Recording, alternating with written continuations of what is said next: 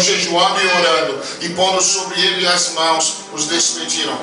Eu acho que quando a gente fala sobre missões, nós precisamos voltar à raiz, à essência. O primeiro grande mover missionário oficial, vamos assim dizer, né, foi em Atos capítulo 13, quando Antioquia enviou grandes missionários, enviou Paulo e Barnabé. E quando você vê, quando Deus está para fazer alguma coisa a nível de missões, em alguma cidade, em alguma nação, algumas coisas começam a acontecer. Alguns sinais, algumas características começam a acontecer. E quando você vê esses mesmos sinais, você começa a falar, talvez Deus está fazendo alguma coisa grande nesse lugar, ou nessa região, ou nesse povo. E uma das coisas, você vê o capítulo 11, se eu não estou enganado, aí diz que alguns profetas desceram de Jerusalém e foram para Antioquia. É como se o Espírito Santo começa a atrair homens e mulheres. Nós vivemos um momento no Brasil, onde eu estava falando com alguns irmãos hoje, que eu estou assustado. Existe um despertar como eu nunca vi para missões e para o fogo de Deus nessa hora.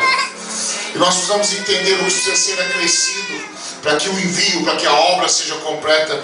E eu quero dizer para vocês, nós precisamos de profetas, mas nós precisamos também de mestres. Nós precisamos de profetas andando junto com mestres. É uma coisa que é muito difícil, porque o profeta muitas vezes parece que bate de frente com o mestre, mas ali eles conseguiram andar juntos, eles conseguiram andar em unidade.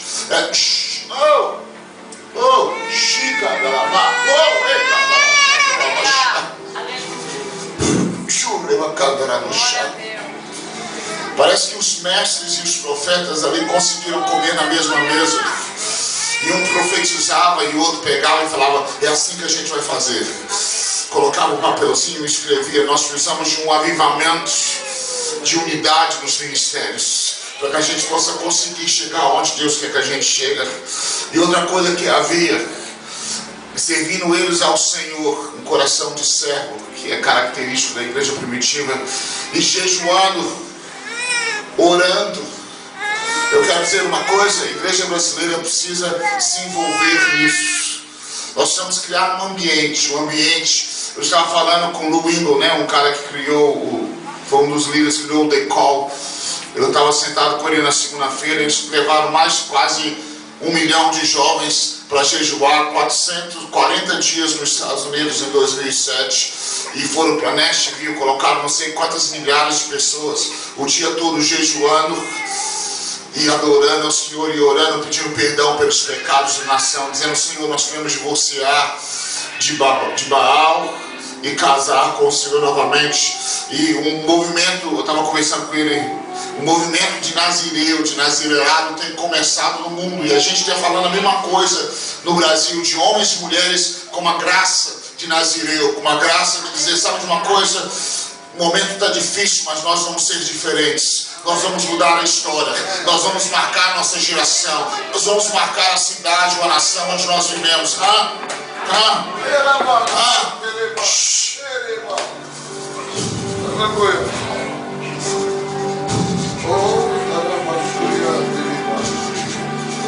E a gente estava conversando, o Espírito Santo veio ali na mesa, a gente sentiu a presença de Deus muito forte. Naquele restaurante na segunda-feira, quando a gente falava sobre esses nazireus, sobre esses homens e essas mulheres que são gerados com um propósito. Interessante que historicamente sempre que Deus queria fazer algo sobrenatural, onde o povo de Israel estava desviado, o Senhor sempre levantava nazireus. Ele levantou Sansão, ele levantou João Batista, ele levantou vários homens. Não é uma religião, não é um estilo de vida, mas é um coração unido com o coração de Deus. É interessante que eu falei com ele, mas uma das coisas mais importantes que eu tenho pregado nos últimos anos, parece que a gente estava junto, né? Nesse último ano a gente tem falado muito sobre o nazireu, mas a gente tem falado sobre o útero que gera o nazireu. O ambiente que gera esses homens e mulheres que vão virar o mundo de cabeça para baixo. no bom sentido, que vão sacudir nações inteiras, que vão marcar as cidades onde eles vivem, as favelas onde eles moram perto, que vão mudar a história de milhares e milhares de pessoas. Venha! Nosso coração tem queimado para um útero, para um ambiente onde esses meninos e essas meninas sejam gerados. Sabe o que Saulo e Barnabé tinham? Eles tinham um útero. Esse útero tinha jejum, esse útero tinha oração, esse útero não tinha um ministério disputando com o outro, mas tinha profeta e mestre trabalhando junto. Havia singeleza de coração, havia coração de servir. Aí o Espírito Santo se sentiu à vontade para falar o que ele queria. That's the problem. Esse é o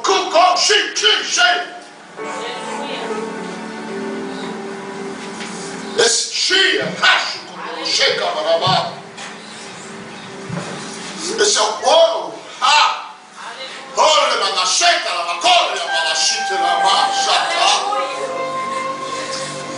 A igreja brasileira não ora mais como nós orávamos há 20 anos atrás. Deus precisa nos batizar com oração. Nós vamos falar sobre isso, se Deus permitir hoje. Nossas orações são... Tem um cara chamado Keith Green, tem uma canção que ele cantava que marca, que toda vez que eu preciso de arrependimento eu ponho o Keith Green para ouvir. Tem uma música que diz assim: My eyes are dry, my faith is old, my prayers are cold. Meus olhos estão secos, minha fé envelheceu, minha oração está fria. Sabe, nós precisamos disso. Nós não podemos mandar um bando de missionários religiosos, carnais, sem profundidade em Jesus, sem intimidade com o Senhor, sem um coração submisso ao Senhor, que não sai de um útero, que tem tudo aquilo que precisa. Nós precisamos preparar um útero nesses dias, para gerar esses homens e essas mulheres cheios da glória de Deus. Nós precisamos de um avivamento de intercessão no Brasil. Nós precisamos de um avivamento de lágrimas no Brasil. Nós precisamos de um avivamento de quebrantamento e de lágrimas no Brasil nesses dias, queridos.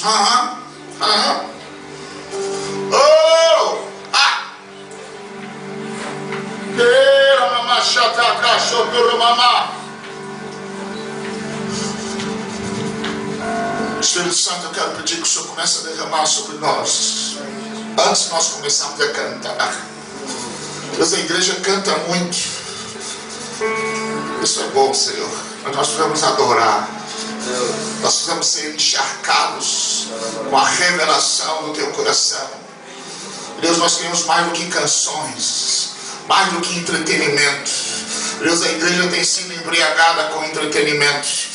Deus, mas nós queremos nos embriagar com o Teu Espírito Santo essa noite, Senhor.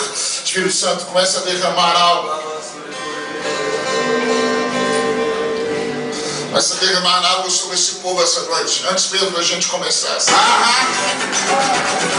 Você precisa falar: Deus, eu não saio daqui enquanto o Senhor não me marcar, enquanto o Senhor não me tocar. Eles ficavam em Antioquia orando e jejuando até que o Espírito Santo falou: agora. Nós precisamos de uma igreja apaixonada pela voz de Deus.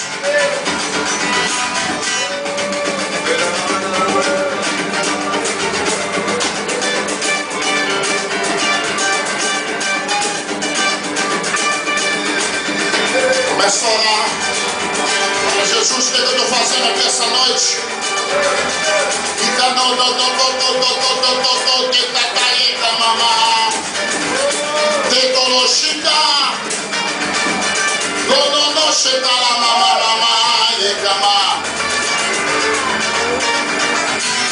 O Brasil vive nos momentos mais únicos da sua história.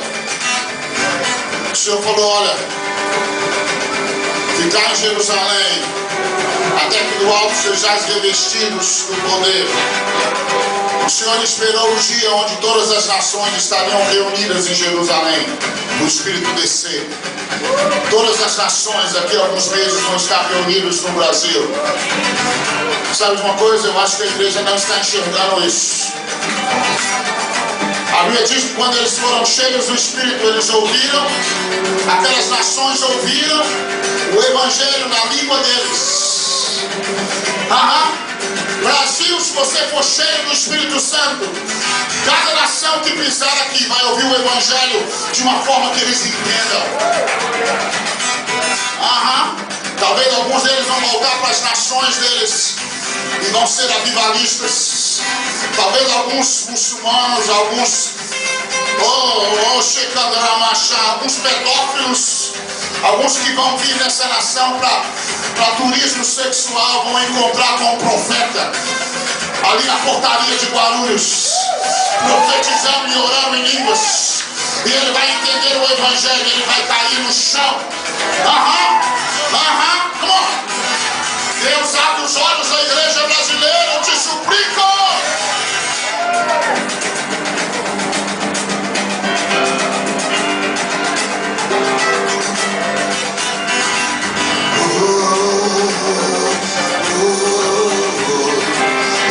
Nós estamos orando ainda, nem começamos a adorar.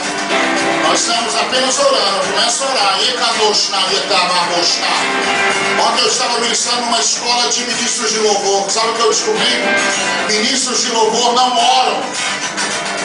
Eles fazem uma oração mais ou menos antes de começar o culto.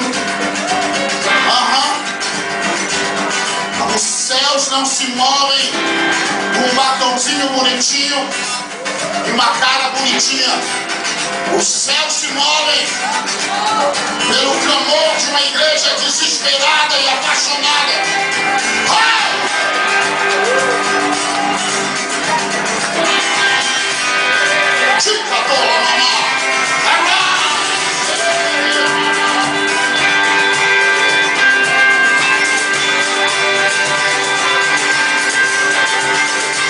Abra a boca e olha ao Senhor. Abra a boca e clame a Ele. Abra a boca e olha ao Senhor. Abra a boca e clame a Ele.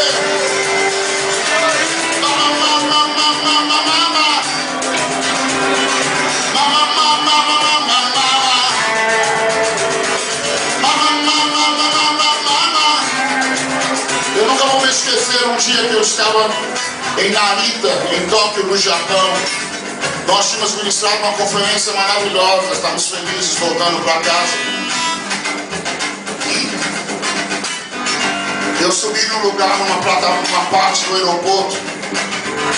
De repente eu vejo um homem andando com seu tapetinho enrolado, mais ou menos meio-dia.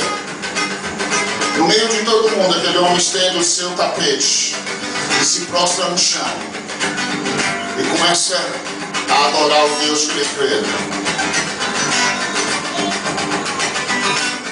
Eu quero te dizer uma coisa, querido. Não fique ofendido comigo.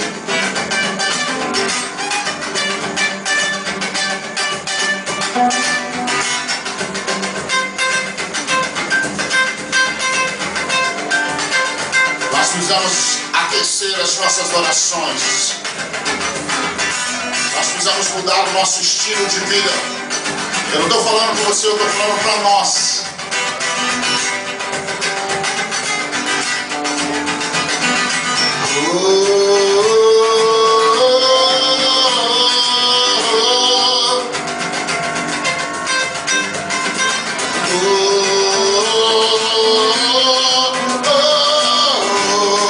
Libera teus anjos neste lugar, Senhor.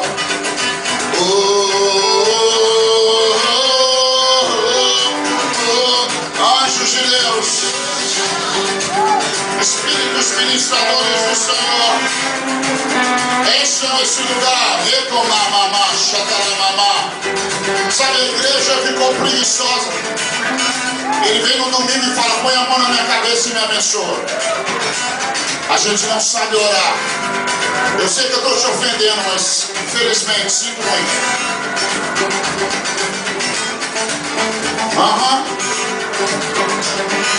Deus está levantando um exército de valentes que vão ter profundidade em Cristo, vão ter intimidade, que vão conhecer a palavra de Deus, que mover em unção, que vão se mover na glória de Deus. Venha! Venha!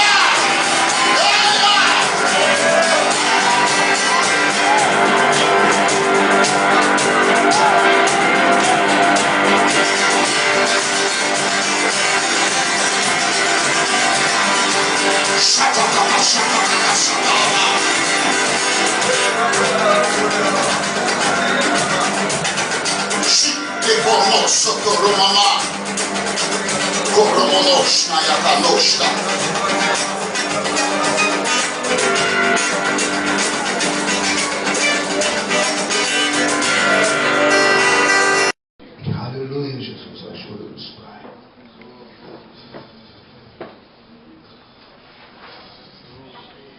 Estenda as mãos para a minha vida, Pai. Senhor, ajude-nos, Jesus.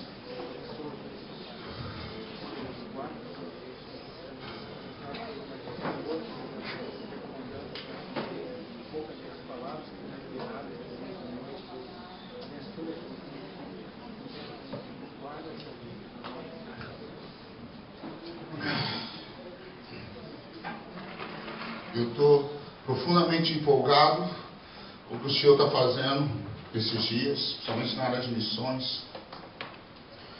Como existe um interesse em missões nestes dias muito forte. Em 1987, houve uma conferência, se não me engano, em São Paulo, onde oficialmente eles disseram: o Brasil não é mais um campo missionário, mas um celeiro de missionários. Naquela época começou-se a profetizar, quando o Brasil tinha uma inflação de 50% ao mês, mais ou menos. Homens malucos começaram a profetizar que Deus ia prosperar essa nação. E que Deus ia levantar uma geração de homens e mulheres que iriam tocar as nações da terra. A maioria de vocês nem era nascido de novo quando Deus começou a liberar palavras dizendo que ia vir uma grande colheita no Brasil, e dessa colheita iam sair muitos missionários para tocar as nações da terra. E a sensação e a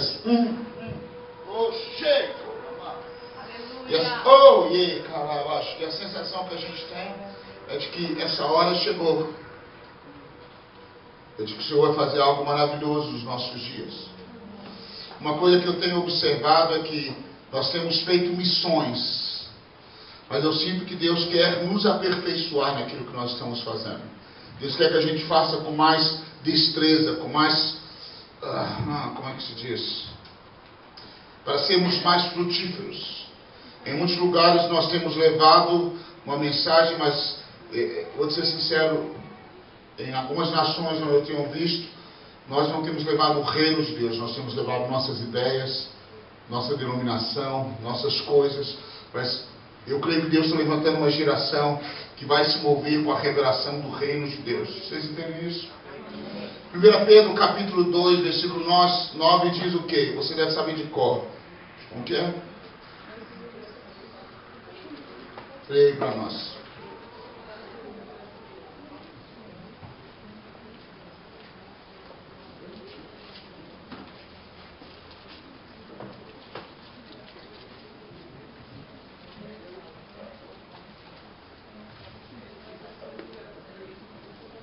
Pode ler para nós? Ok? 2:9. 1 Pedro 2:9. Mas vós sois a geração eleita, o sacerdócio real, a nação santa, o povo adquirido, para que anuncieis toda a virtude daquele que nos chamou das trevas para a sua maravilhosa luz. Interessante. A Bíblia diz que vós sois o quê? Geração eleita, o que mais? Sacerdócio real, o que mais? Diga nação. Interessante, você já pensou que a igreja é o quê? Uma nação.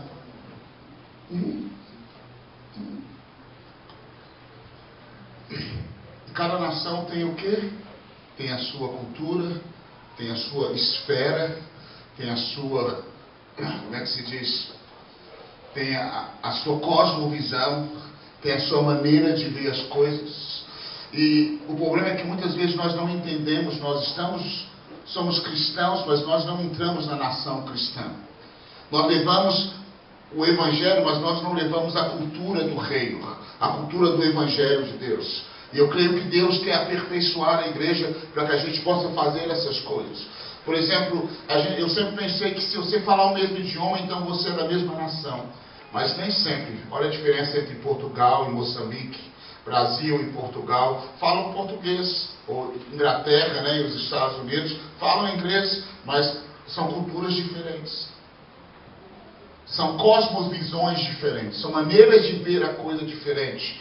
E uma das coisas que a gente precisa entender é que Deus quer amadurecer a igreja. A próxima onda de missões vai ser uma missão de levar o reino de Deus, de a nação mover com a cultura de Deus. Por isso que quando... não vou gastar muito tempo com isso, mas só estou dando uma pincelada. Amanhã a gente vai tentar falar um pouco sobre isso. De nós levarmos a cultura do reino, a cultura do Senhor, a cultura dessa nação. Se nós somos uma nação santa, como que essa nação vive? Quais são os valores dessa nação? Qual é a maneira que essa nação anda? Como que essa nação se porta? Como que é o governo dentro dessa nação? Como funciona essa nação? Como que essa nação vê o mundo? Como que nós vemos as coisas? Quando nós vamos como missionários, nós vamos levar a cultura do reino. Amém?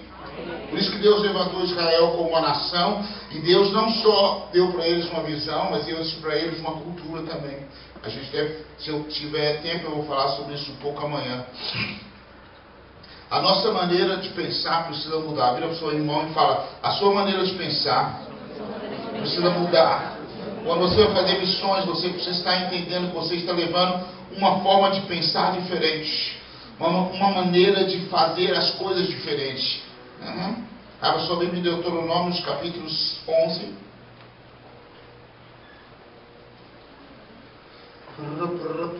Vocês estão felizes? Amém. Amém. Eu achei assim, o que eu vou falar esse texto para esses irmãos? Não tem nada a ver sobre o que o Senhor quer fazer. Quando Deus tirou o povo do Egito, eu sempre falei isso no Brasil, o Senhor levou eles para o deserto para tirar o Egito de dentro deles. Deus nunca nos dá uma terra antes dele tirar o velho de dentro de nós, antes de mudar. O maior trabalho do Senhor no deserto era mudar a forma de pensar de Israel. Israel estava por 400 anos morando no Egito, comendo a comida do Egito, vivendo do jeito do Egito, subjugado à maneira que o Egito vive, entendendo as coisas do jeito que o Egito entendia, do jeito que a mídia do Egito colocava para eles.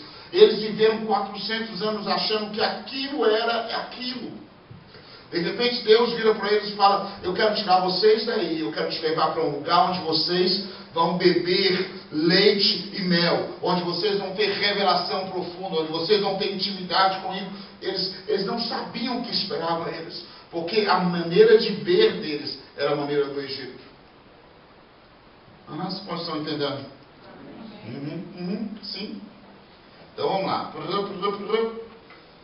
Deuteronômio 11, 8. Quem já leu esse capítulo? O Senhor começa a falar: eu te tirei do Egito.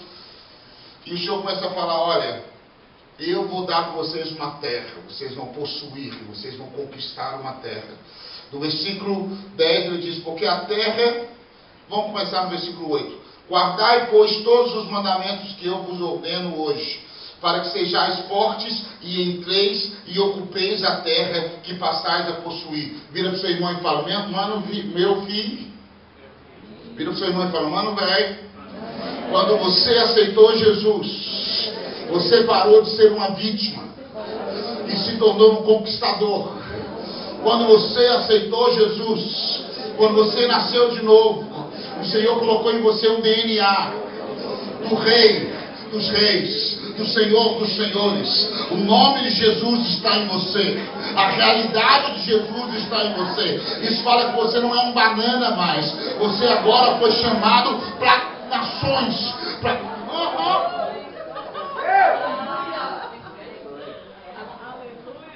Amém. Sim, amém. Diga: meu tempo de banana acabou. Aleluia.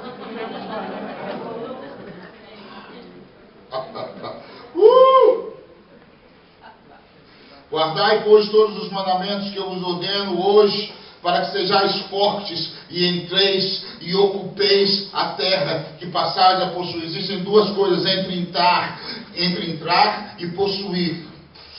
E para que prolongueis o dia na terra que o Senhor jurou dar a vossos pais e a sua descendência, terra que mana leite e mel. Bate no ombro do seu irmão e fala: nós estamos debaixo de uma promessa que foi liberada sobre a nação brasileira. Eu quero dizer a vocês que eu estou assustado como tantos homens do mundo todo têm falado conosco: Brasil é a chave, Brasil é a chave. Eu falei: não é não, o Brasil já está. Brasil é a chave para essa hora, Brasil é a chave. Sabe quantas vezes eu ouvi isso nessa última semana de pessoas que não são brasileiras? Uma promessa feita aos nossos pais. Nós estamos debaixo do manto que foi liberado sobre essa nação, sobre essa geração. Come on. Oye, chega lá.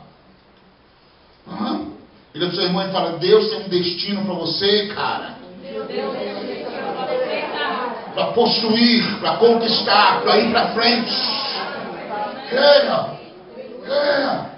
Parece a pregação da prosperidade, mas não é não. Isso tem a ver com você. É o seu DNA de conquistar, de ir para frente. Sabe por que dentro de você tem um desejo de ir para as nações? Porque Deus te gerou assim. Você suspira para possuir coisas para o Rei dos Reis. Versículo 10 diz: porque a terra que passais a possuir não é como a terra do Egito. Vira para alguém e fala: meu filho, você precisa cair a ficha.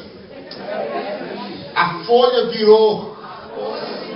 A terra que você está entrando a possuir é diferente do Egito. Os padrões são diferentes, a maneira é diferente, a comida é diferente, a forma de plantar é diferente. Se nós não mudarmos a nossa maneira de pensar, nós ficamos 10, 15 anos na igreja e continuamos sendo um crente medíocre. Come on. Come on.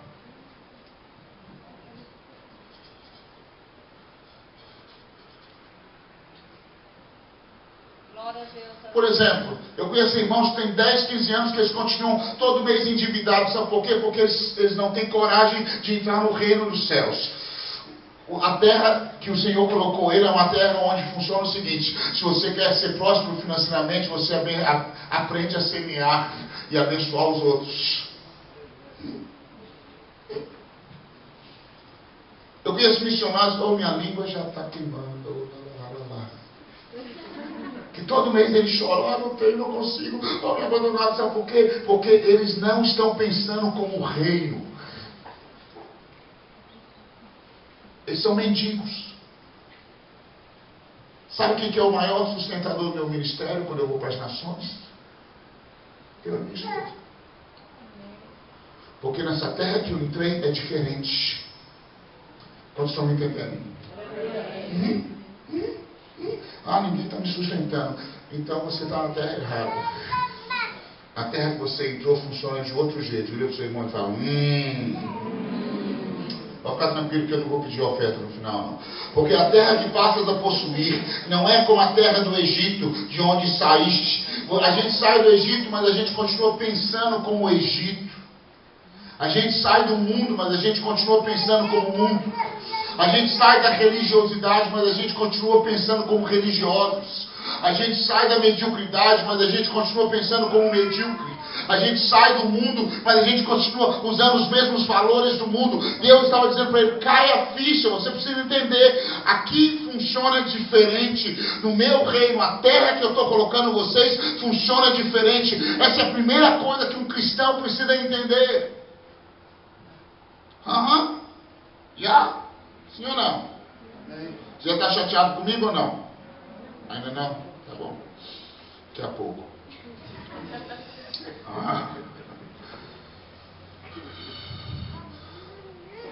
O Egito funcionava assim: que semeavas a tua semente, arregavas com seu pé, como uma horta. No Egito, a forma como eles plantavam, no original mais ou menos assim: eles saíam cavando com o pé deles e abria caminho para uma água vir. e poder regar uma hortinha. Ou seja, os pés falam de possuir. Eles faziam com a habilidade que eles tinham. Deus vai enfiar uma revelação dentro de você hoje que pode mudar a sua vida. Como é aquilo que Deus tem para você?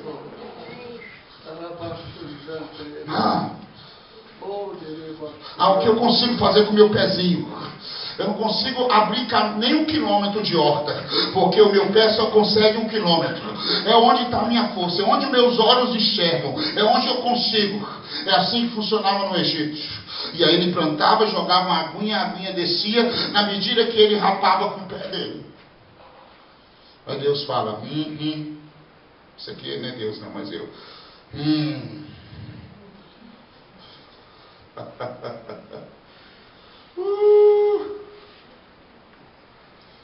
Mas a terra que passais a possuir é terra de montes e de vales.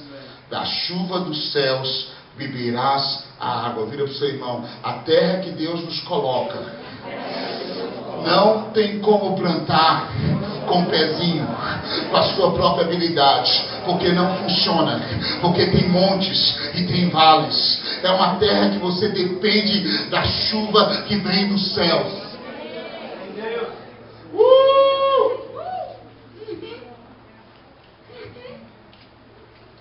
Deus estava tentando mudar a mentalidade deles. A terra que eu estou te colocando, você não tem como sobreviver com o que você consegue possuir com seus pezinhos, com a sua habilidade. Mas a terra que eu estou te colocando é uma terra que você precisa dos céus abertos sobre você.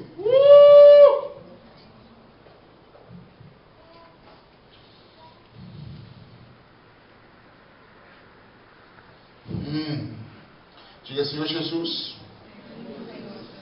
abre os meus olhos.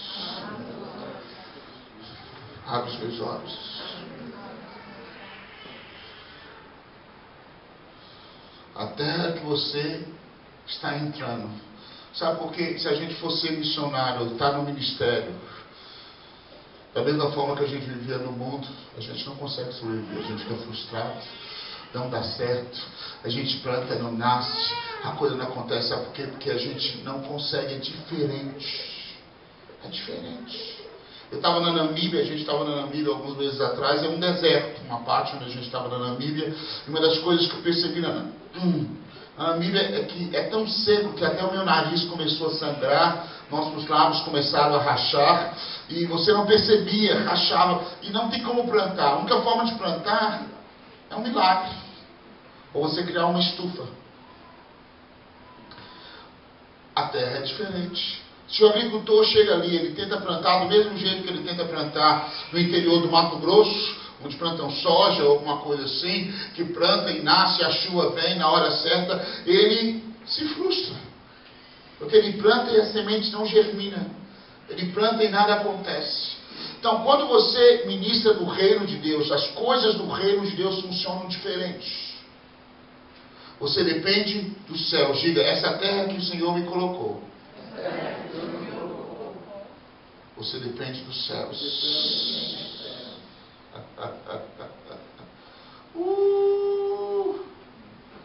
Versículo 12. Alguém lê versículo 12 aí para mim? É uma terra da qual o Senhor, seu Deus, cuida. Os olhos do Senhor, seu Deus, estão continuamente sobre ela, do início ao fim do ano. Onde que Deus te colocou? Tremembé, Taubaté, Sorocaba, Índia, Ásia.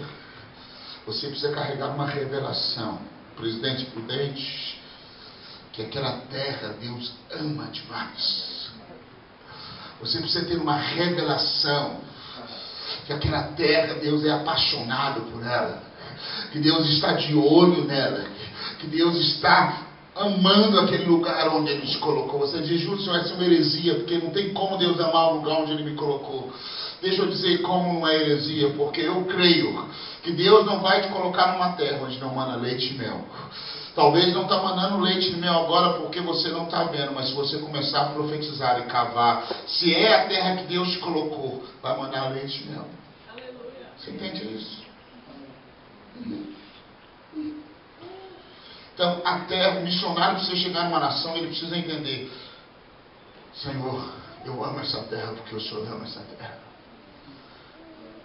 Sabe, uma terra cheia de vales, cheia de montanhas, cheia de dificuldades. Ah, não, outro monte. Ah, não, Senhor, outro vale. Ah, não, Senhor, outro monte. Ah, não, Senhor, outro vale. Ah, não, Senhor, outro monte. Ah, não, Senhor, outro vale.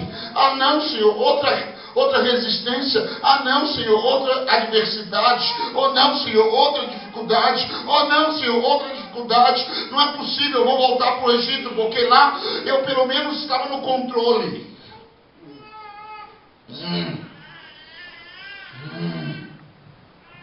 Eu não entendi porque Deus me deu essa palavra para vocês hoje à tarde. Que eu queria falar só sobre nações, mas Ele está falando sobre você. É no meio desses montes e desses vales que vai brotar mel e vai brotar leite.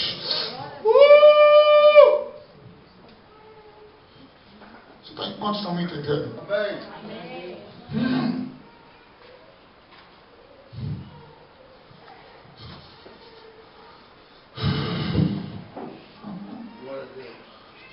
O amor de Deus está aqui essa noite. Amém.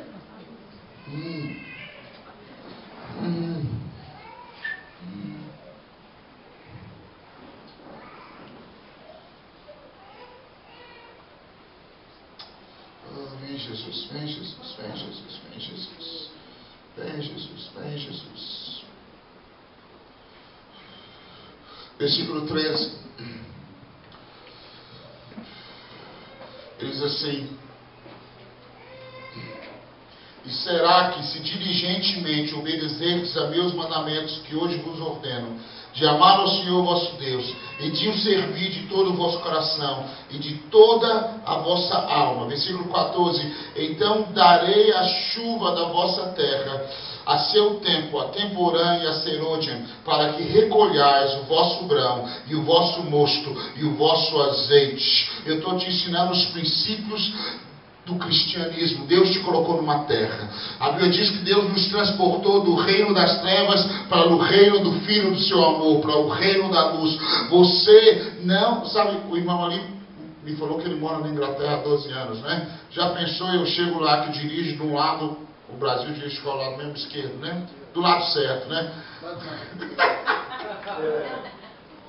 No Japão, várias vezes, eles dirigem desse lado aí. A gente vai atravessar a rua, a gente sempre olha para o carro do outro lado. E aí o carro, puf, várias vezes a gente ficou com medo de ser atropelado. E você quer viver como se você vivesse aqui e dirigir do outro lado da rua. Sabe o que vai acontecer? Você vai quebrar a sua cara. Nós estamos entendendo?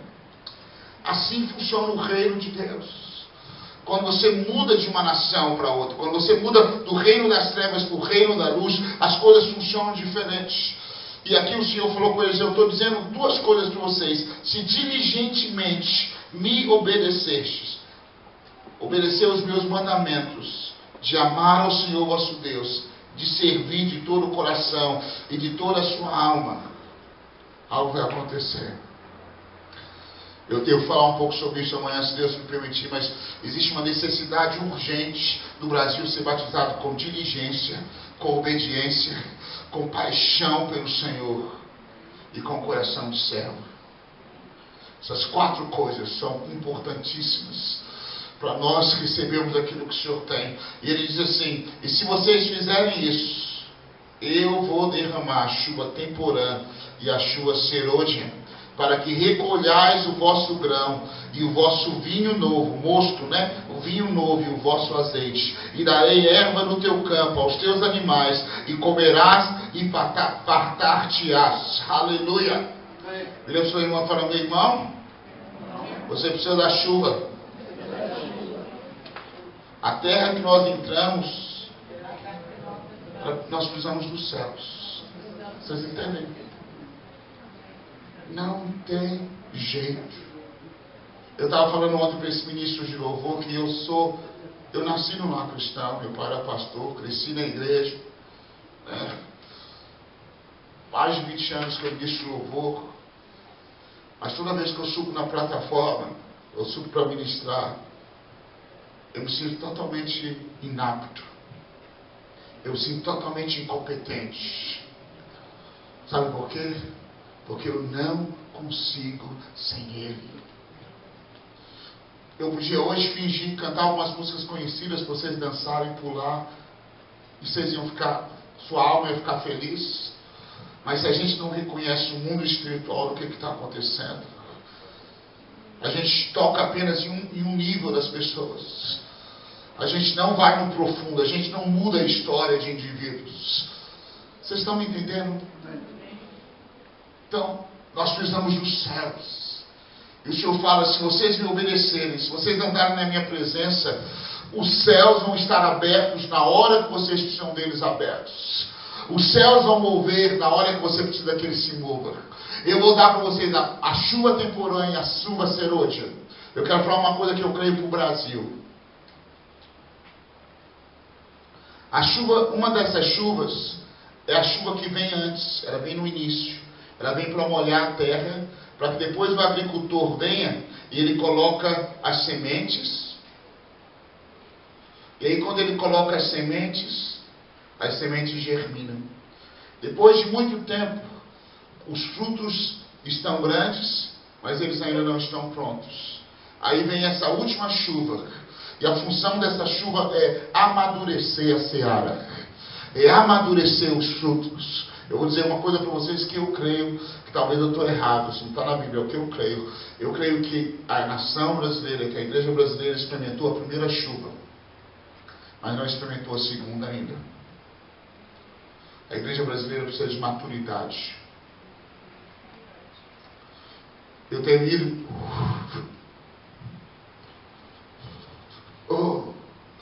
Eu tenho ido em lugares onde tem 5 mil membros, 10 mil membros. Igrejas que há 5 anos atrás tinham 200 pessoas, hoje tem 2 mil, 3 mil. A igreja brasileira cresceu em números. Mas agora o Senhor tem me falado que Ele vai derramar uma chuva para trazer maturidade. Diga, maturidade. Sabe por que a gente tem tanta divisão, tanta fofoca, tanta inveja, tanta disputa, tanta. Sabe por quê? Porque a gente é imaturo. Sabe, a primeira característica de maturidade é divisão.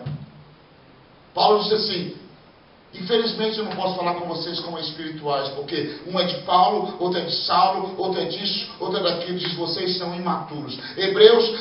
O escritor de Hebreus disse assim, olha, eu quero te falar sobre isso. Opa, ai, que pena, não posso falar, porque vocês ainda estão bebendo leitinho, vocês ainda são carnais, vocês ainda não amadureceram, vocês precisam amadurecer. A maturidade nos faz aptos a comer picanha.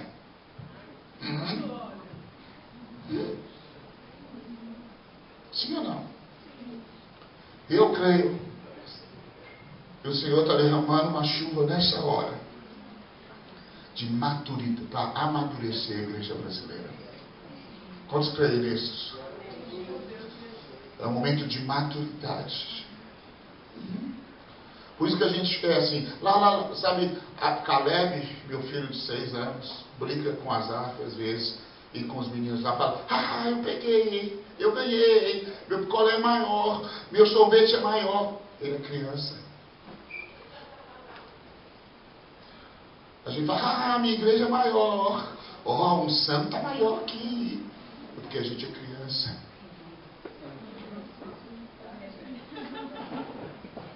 Eu sou mais espiritual. Você sabe que a gente recebe muito convite. E é muito engraçado. Às vezes quando eu recebo convite numa cidade, de repente vem 10 convites na mesma cidade. Sabe por quê? Depois eu fui descobrir que o pastor fica sabendo que tem possibilidade de eu ir numa igreja. Aí os meus falam, eu vou lá. Fala, não, a gente também está convidando ele vem aqui. Preocupa, não, a gente também está fazendo. Insegurança, medo de perder, criança.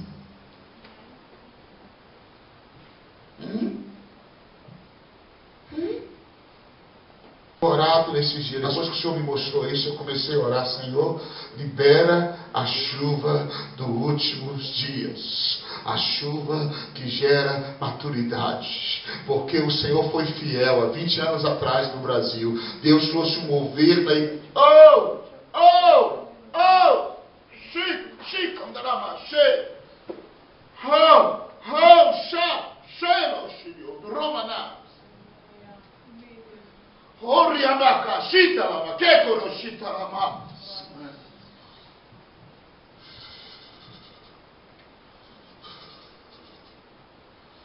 Há 20 anos atrás que o Senhor tem derramado uma chuva. 20 anos. Qualquer coisa que você planta na terra, você está no ônibus, fala Jesus, a pessoa, eu quero. As sementes estão germinando nos últimos 20 anos. Eu lembro, há uns 20 anos atrás, 18 anos atrás, nós estamos em conferências, onde a onde a glória de Deus era tão intensa que a gente não conseguia caminhar, onde a chuva era tão intensa que a gente não conseguia se mover, onde as águas eram tão profundas que nós não conseguimos caminhar, onde o rio se encheu por causa da quantidade da chuva, que nós ficamos embriagados com aquilo tudo. A glória de Deus veio, a unção de Deus, a chuva veio, uma visitação dos céus. A chuva é uma resposta dos céus para a terra. Quantos estão me entendendo?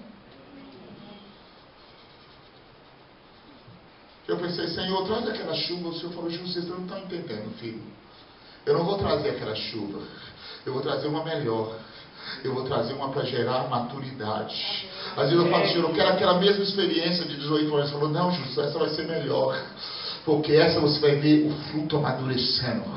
Você vai ver aqueles que se converteram nesse processo se tornando maduros. Eu falei muito nesses dias sobre missões e maturidade. O que é maturidade? Eu já preguei muito sobre isso no Brasil.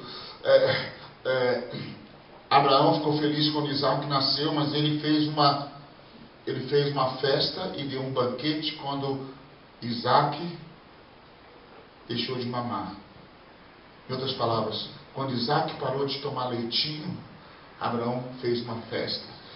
Quando a igreja entrar nessa fase de maturidade, o Senhor vai dar uma festa.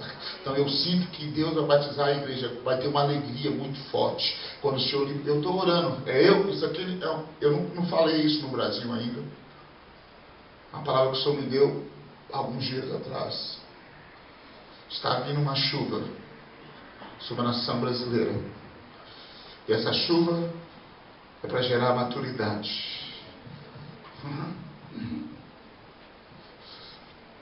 Essa chuva vai ser uma chuva forte.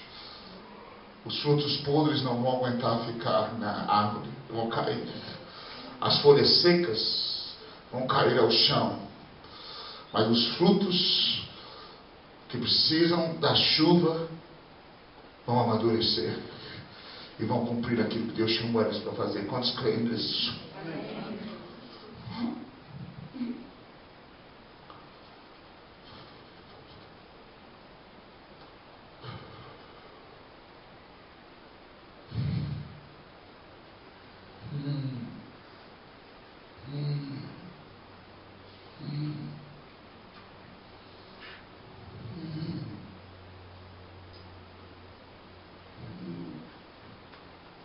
Nós precisamos dessa chuva.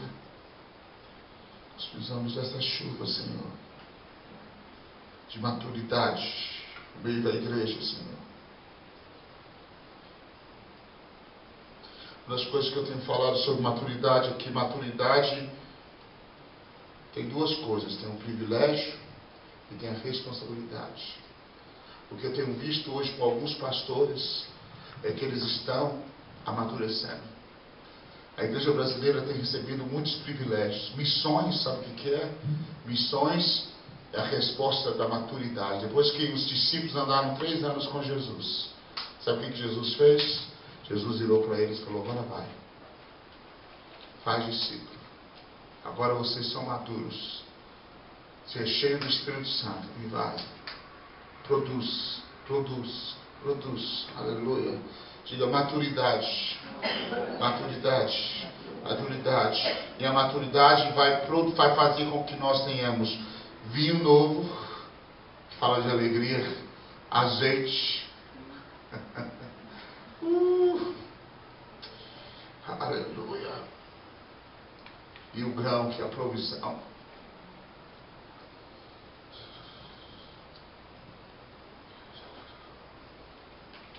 Começa a profetizar a chuva, a segunda chuva sobre a sua cidade. Começa a profetizar a chuva que vai gerar amadurecimento da seara.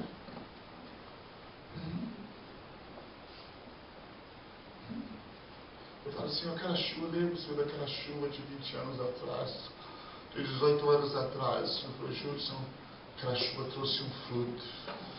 Agora esse fruto precisa amadurecer. Agora eu vou te dar a chuva que vai amadurecer esse fruto. Vai amadurecer vocês. Vocês vão olhar e falar, e agora, tem alguma coisa para mim fazer? Eu quero mudar a minha cidade, eu quero mudar a minha nação, eu quero mudar os povos da terra. Aleluia, aleluia, aleluia, aleluia, aleluia, aleluia. Deixa eu falar algumas coisas rapidinho aqui sobre maturidade. Nós precisamos de maturidade na palavra, no discipulado. A igreja brasileira precisa fazer discípulo, não só membros de igreja. Vocês entendem isso? Discípulos geram discípulos, membros são membros de um clube. O dia que não a piscina não tiver do jeito que eles gostam, eles vão embora. Mas discípulos, eles aguentam o tranco. A igreja brasileira precisa amadurecer para fazer discípulos, não ajuntamento. Quantos estão me entendendo? Isso é maturidade. Nós precisamos amadurecer em caráter. Eu creio que nesses próximos anos Deus vai trazer uma ênfase em discipulado. Nós tivemos um foco muito grande em crescimento nos últimos anos. Isso é bom, a igreja vai continuar crescendo, não tem como. O Senhor vai continuar crescendo as pessoas, mas Deus vai trazer um foco em fazer discípulos, em gerar vidas, em andar, em falar, meu irmão, como é que está a sua vida? Como é que está seu coração? Eu quero dizer para vocês, não se assusta com o que eu vou te falar, mas nós vivemos uns momentos mais trágicos para mim, onde tem tanto crente na igreja, mas o nível de qualidade de vida cristã é muito baixa. O número de jovens que deitam com as suas namoradas é assustador. O número de divórcios no Brasil, no meio da igreja, é assustador. Jovens que casam, daí um mês, daí um ano estão divorciados, daí 6 meses estão divorciados, daí não sei quantos meses estão divorciados. Falta discipulado.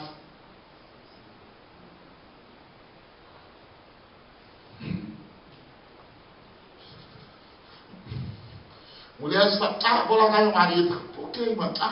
Não estou afim, Deus, eu mudei de ideia. Deus vai entender. As pessoas, um dia desses, eu estou surtando aqui um pouquinho.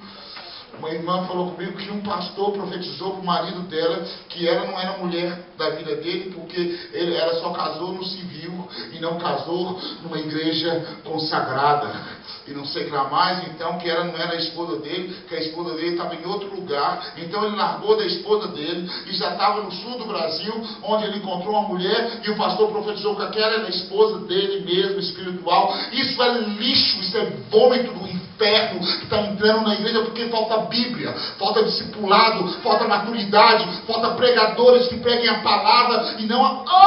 Cai, Oxurama.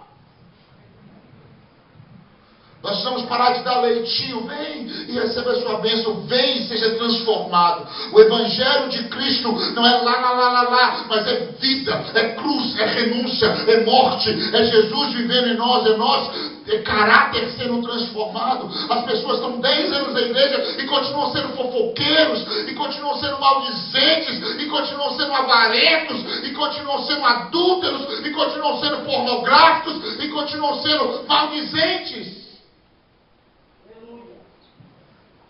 Meu Deus, nós precisamos de maturidade.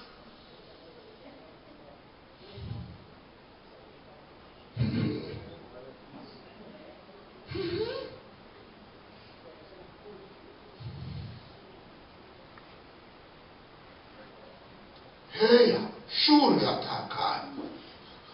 Eu queria tanto falar das criancinhas na África para você chorar. Mas foi a palavra que o Espírito Santo me deu hoje à noite. Deus quer gerar maturidade na igreja.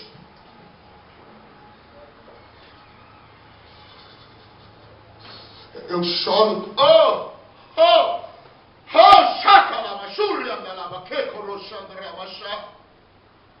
Efésios 4:11, ele diz, ele me enviou uns para apóstolos, profetas, evangelistas e mestres, com o fim de aperfeiçoar os santos para a obra do ministério, para que não mais sejam levados para qualquer lado, por qualquer vento de doutrina, mas que sejam maduros. Ou seja, Deus deu ministérios, não para que eu levante e coloque lá na porta da minha igreja, eu sou o apóstolo fulano de tal, eu sou o chefe fulano de tal. Isso é imaturidade. Não tem nada de errado ter o título lá na porta do seu escritório. Mas sabe uma coisa? Pessoas que querem... Eu estava fazendo um estudo essa semana, está até em algum lugar aqui. Como você reconhece o fariseu? Está acho que é Mateus 23. Fala, uma das coisas dele, ele gosta de ser reconhecido pelas pessoas. Ele faz tudo para ser visto. Ele põe até a melancia na cabeça para as pessoas verem. É o que Jesus falou. Ele gosta de ser honrado, ele gosta de ser aplaudido, ele não gosta de que ninguém discorda dele. Isso é imaturidade. Mas uma igreja madura diz, Senhor, sim, eu amo a mensagem da cruz. Vou me conformar em Cristo.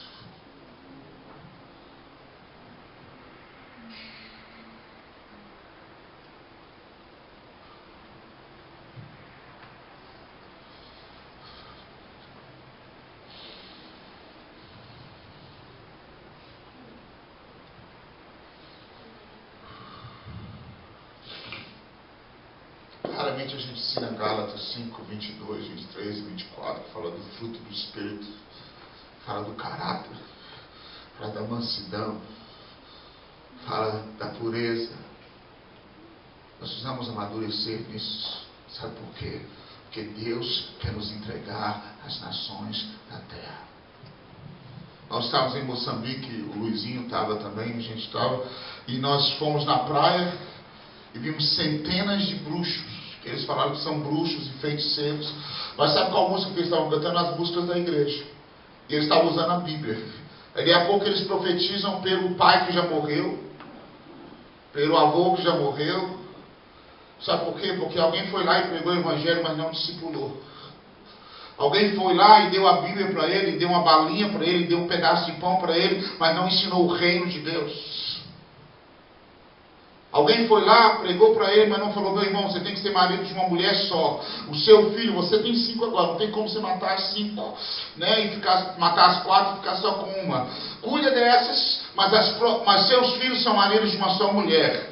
Você não espanque os seus filhos, não espanque as suas esposas, porque é assim que a palavra, sua esposa, né? Porque é assim que a palavra manda. Ninguém discipula. Nós somos discipular. Brasil é muito emocional. Eu amo o Brasil, eu sou brasileiro. Mas nós somos muito emocional, a gente chora, rebola. Nações, mostra foto de criança, a gente sai arrepiando. É assim que eu sou, já chora. E é assim que tem que ser mesmo. Eu amo o jeito que nós brasileiros somos. Mas sabe de uma coisa? Nós temos que ser mais do que isso. Daqui 1 ano a gente tem que continuar arrepiando. Daqui 2 anos a gente tem que continuar arrepiando. A gente tem que pensar naquela criança de 5 anos e falar, olha, nós vamos cuidar dessa criança por 20 anos. Nós vamos discipular essa criança por 20 anos. Porque daqui 20 anos ela vai ter 25 anos. E talvez ela concorra como prefeito da cidade dela, porque ela vai ter integridade e caráter. Talvez ela vai ser professora na faculdade da cidade dela. Nós não podemos ser imediatistas. A maturidade nos traz uma visão do reino. De não existe mudança de micro-ondas. Mas tem que discipular, tem que andar, tem que cuidar, tem que trabalhar. Isso faz sentido para vocês? Amém.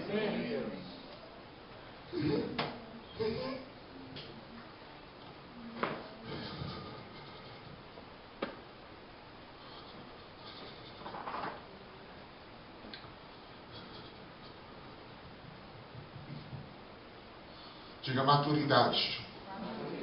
A chuva que vai trazer maturidade está chegando. A chuva que vai trazer maturidade está descendo, Senhor.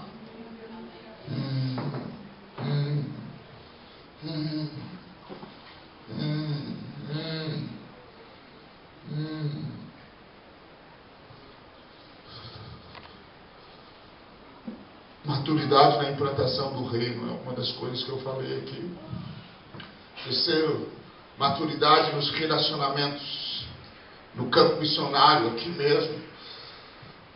Eu detesto ser a pessoa que fala essas coisas, mas eu vou ser sincero, algumas nações que eu tenho ido, pastores brasileiros, eu não sei como que é lá onde o irmão está, mas em algumas nações, até na Europa mesmo, na África, missionários da mesma nação, às vezes na mesma cidade, eles se tornam inimigos quando estão lá. Eles não se dão quando estão lá. Eu fico pensando, gente, eles saíram da mesma nação, saíram da mesma cidade alguns. Chega lá, eles se tornam inimigos. Lá é assim?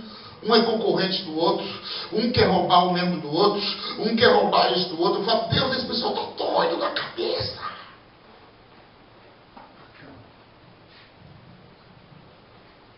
Nós precisamos de maturidade nos nossos relacionamentos. Nós estamos edificando um rei.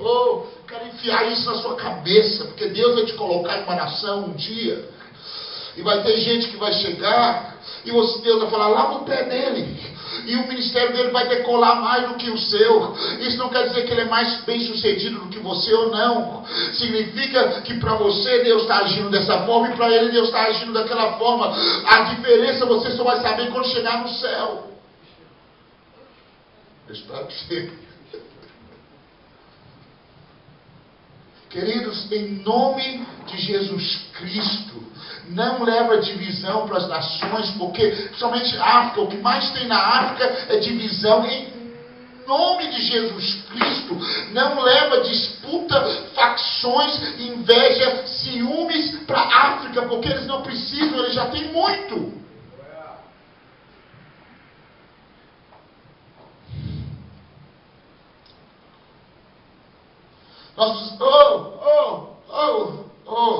Jesus, estenda a mão para mim, você não orou bem. Se você orasse bem, eu ia falar uma palavra mais macia. Estenda as mãos e fala assim, ajuda o Judson.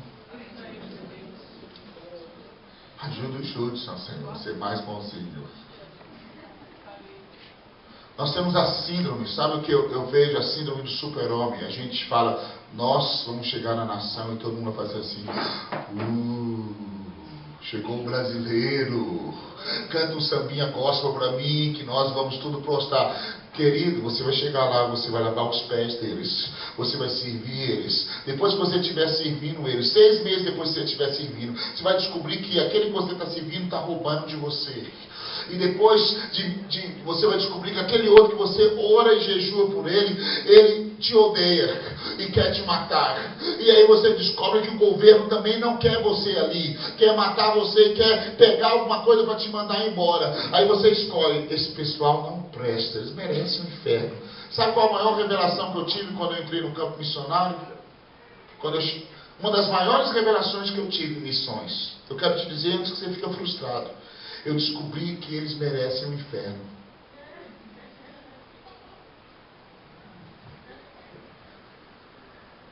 Igual eu.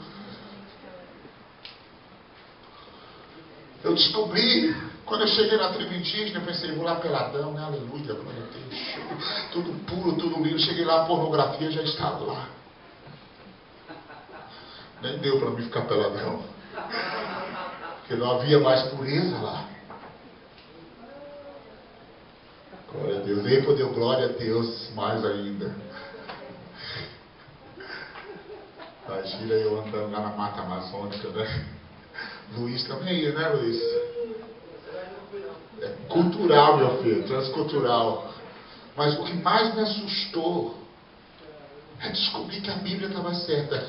Todos pecaram e destituídos estão da glória de Deus. Todos merecem o inferno.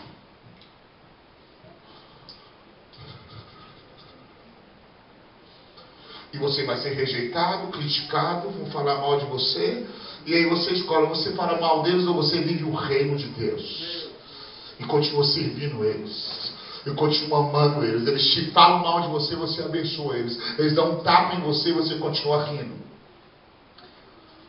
Eu estou disposto. Eu falei com o Senhor, vou voltar para o Brasil. Eu vou treinar missionários. Mas eu não quero mandar missionários que vão para o campo missionário para passar vergonha. Em algumas nações que eu vou, eles falam, sim, pastor brasileiro aqui, tem cheques deles aqui até hoje.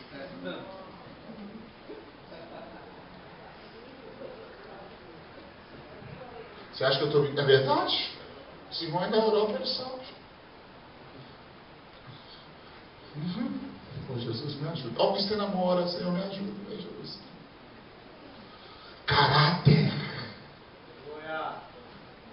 Integridade. Vida com Deus. Discipulado. Relacionamentos maduros. Você tem que chegar lá e unir os pastores, não desunir os pastores.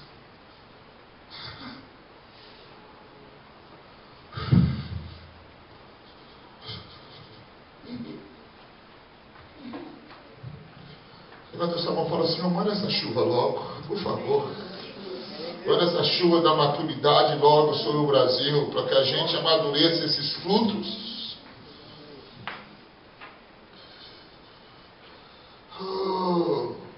A gente corre o risco de outros maravilhosos, e eu sou grato e eu amo eles tanto, missionários, alguns missionários do passado, que foram para a nação e levou a sua denominação, a sua cultura eclesiástica, em vez de levar a cultura do reino.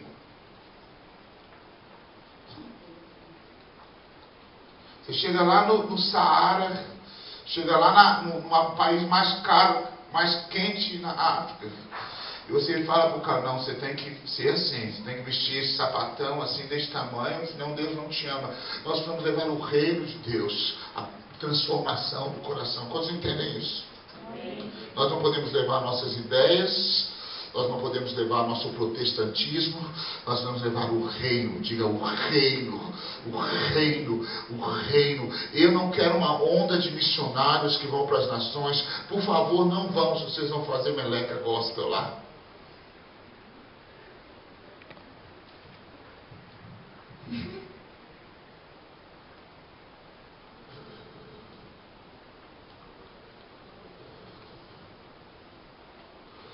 Eu parei de levar por algum tempo equipes comigo em algumas nações na Europa, porque eles chegavam nas igrejas e queriam mudar tudo. Nem falavam o idioma da nação, falavam, não, está errado. Nós brasileiros fazemos lá no Brasil assim, deixa eu te mostrar como que é. Queridos, não é assim que funciona.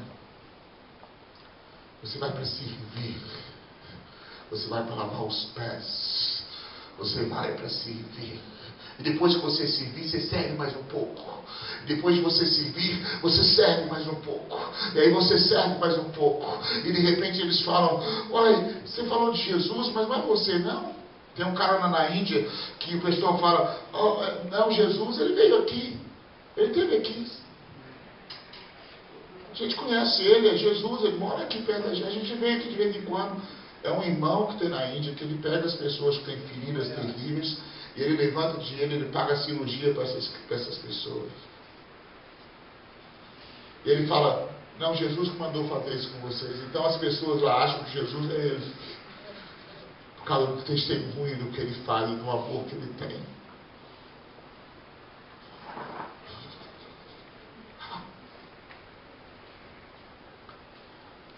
Existem muitas coisas a serem conquistadas por vocês. Existem muitas nações esperando o Brasil. Mas Deus está amadurecendo a igreja brasileira agora. Vocês estão me entendendo? Deus está amadurecendo a igreja brasileira agora. Para que a gente possa tomar posse. Para que a gente possa entrar e conquistar aquilo que o Senhor tem para nós. Maturidade é chave nessa hora. Eu acho, amanhã a gente deve falar um pouco sobre as estratégias para abrir os céus, liberar algumas coisas, mas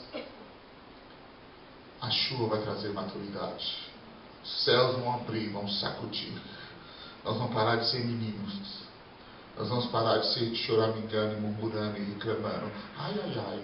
Ah, está muito quente, está muito frio, está muito isso, está muito aquilo outro. Ah, não gostei disso, não gostei daquilo. Vamos dizer, Senhor, sabe o que eu amo nas nações? É a gratidão como eu volto para minha casa. Né, Lucimar?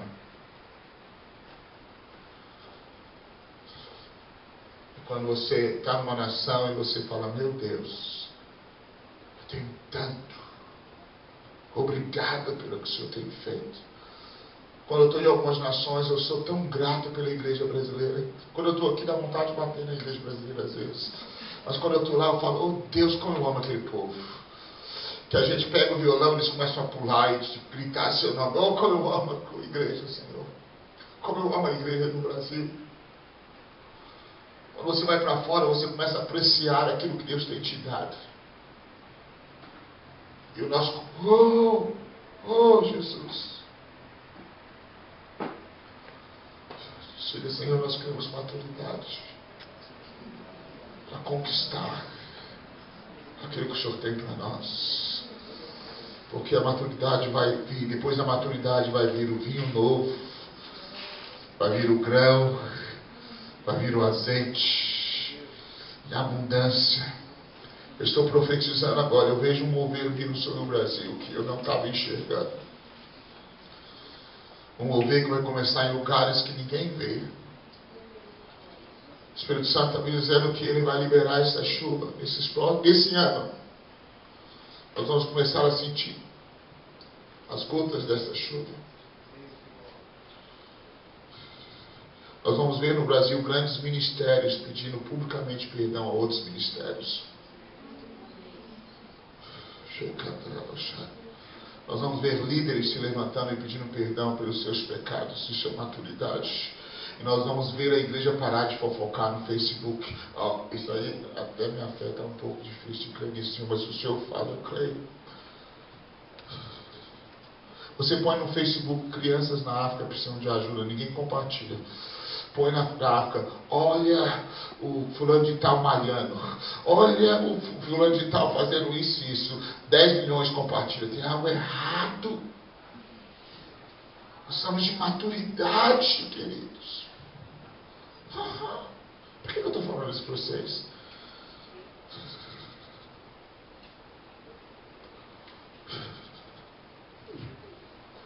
Oh, como fofoca gospel é bom, né?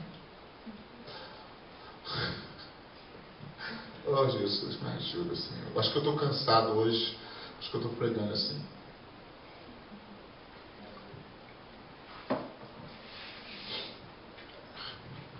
Vai vir. Deus vai trazer maturidade para a igreja. Sabe, uma das coisas de maturidade, você descobre que você não sabe tudo. Um dos segredos quando a pessoa saiu da adolescência e começa a se tornar adulto é que ele começa a falar: não é que você tem razão? Talvez você está certo. Parou de ser adolescente, já é maduro, já está amadurecendo. Porque quando você é adolescente emocional, você fala: não, eu sei. Não, eu sei, você não, eu sei fazer. Eu já sei fazer, já fiz isso antes, eu sei como que faz. Mas quando você amadurece, você fala: será que você pode me ensinar? Nós vamos aprender com outros. Isso é maturidade. Amém? Vocês já estão cansados? Pouquinho. Guardaste todos esses mandamentos que vos ordeno para os guardastes, amando ao Senhor vosso Deus, andando em todos os seus caminhos, e a Ele vos achegastes. Também o Senhor de diante de vós lançará fora todas estas nações, e possuireis nações maiores e mais poderosas do que vós. Todo lugar em que pisar a planta do vosso pé será vosso, desde o deserto e desde o Líbano, desde o rio Eufrates, até o mar ocidental, será o vosso termo. Ninguém resistirá diante de vós, o Senhor vosso Deus, porá sobre toda a terra que pisastes o vosso...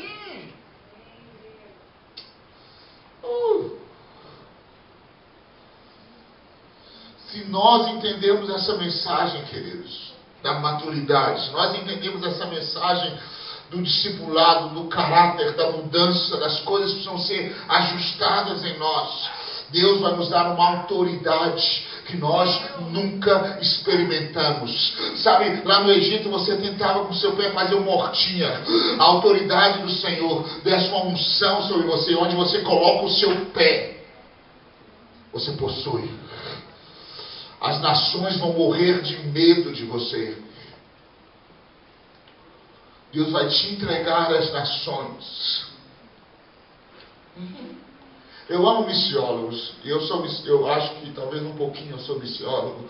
Mas deixa eu te dizer uma coisa. Nós não conquistamos nações com ideias. Nós conquistamos nações com céus abertos e com autoridade que vem do Senhor. E é o nome de Jesus. Fala para o seu irmão, fala, ninguém te resistirá. Deus vai pôr sobre você uma autoridade.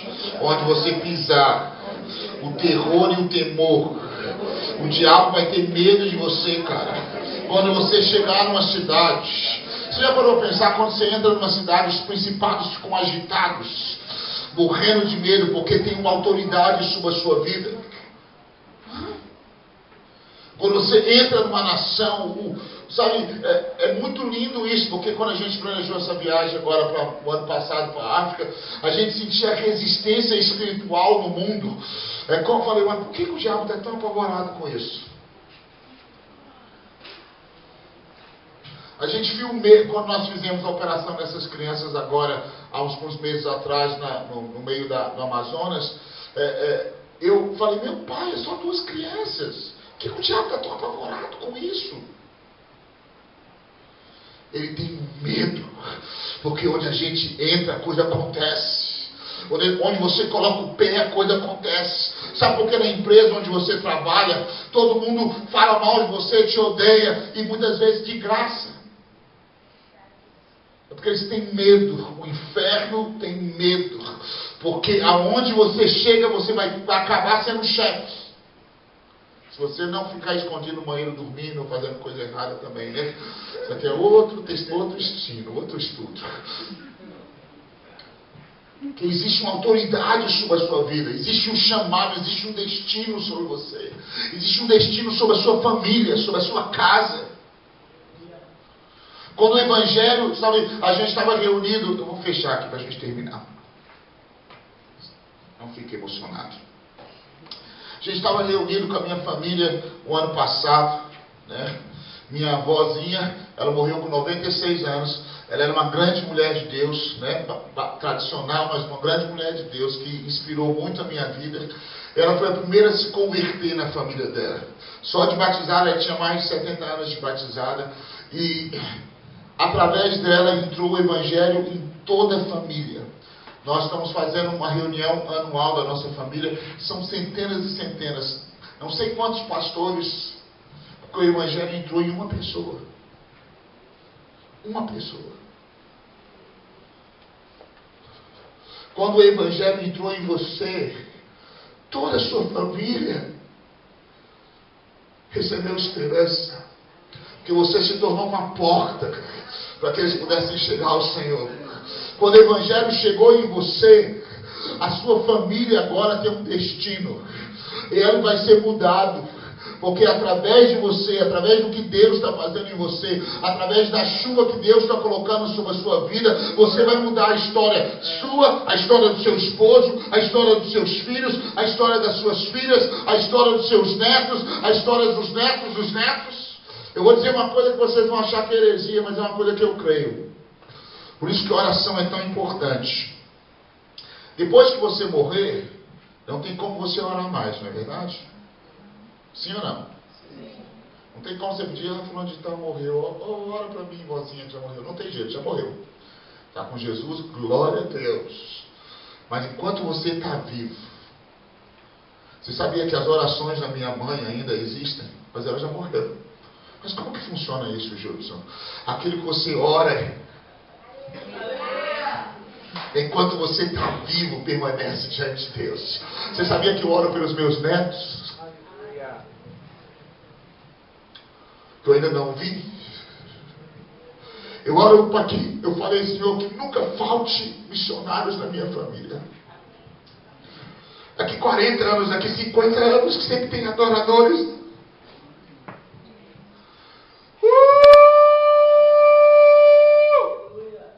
Oh, se a igreja entendesse algumas coisas do reino de Deus. Porque daqui 50 anos, 60 anos, um dos meus bisnetos estiver fazendo alguma coisa errada. E Satanás vier diante do Senhor falando, ele fez coisa errada, ele merece a morte agora. O Senhor chama um anjo aí então, já que ele fez coisa errada, salário do pecado e a morte, ele tem que morrer, Satanás está aqui acusando. Então vamos resolver isso aqui. Vamos ver aqui como que é aqui. Ah não, aqui encontrei. 2014, o Judson orou pelo bisneto dele, o tataraneto dele, pedindo que se ele cometesse alguma coisa, que o Senhor tivesse misericórdia. Senhor Jesus, a oração continua queimando diante de vocês. Quantos creem nisso? Isso é um segredo que eu estou dando para vocês.